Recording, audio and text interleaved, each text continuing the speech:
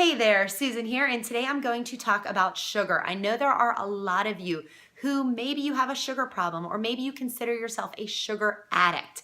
I used to be a complete sugar addict. A lot of you know this.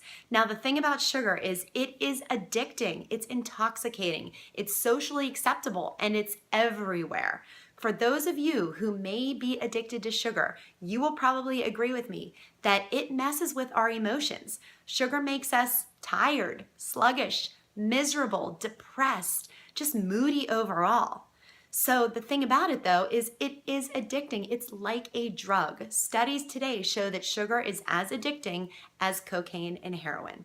So if this is something that you want to get off of, first of all, you do need to make a decision that you want to get off of sugar. So you need to say, I am a person who doesn't eat sugar. Secondly, whenever you look at these things that may have been your weakness in the past, I always say just change your story.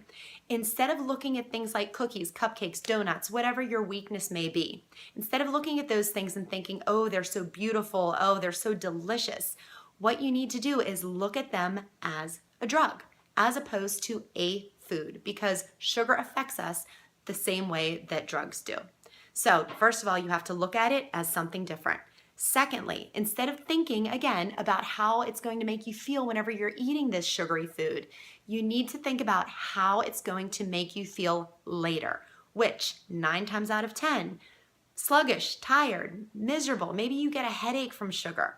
So the thing about it, it's really about rewiring your brain to look at these things as how they affect you later.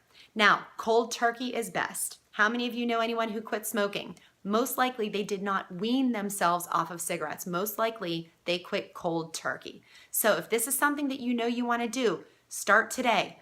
Just don't eat sugar. I mean, I know it's easier said than done, but if you think about the way that sugar makes you feel, which whenever I start with a client who has a sugar problem, 90% of the time they say they don't feel good in general. So whenever you get off of sugar for 2 days, those 2 or 3 days at first, I'm not going to lie to you, you may not feel great. You may have a headache. You may be moody, but you probably don't feel great anyway.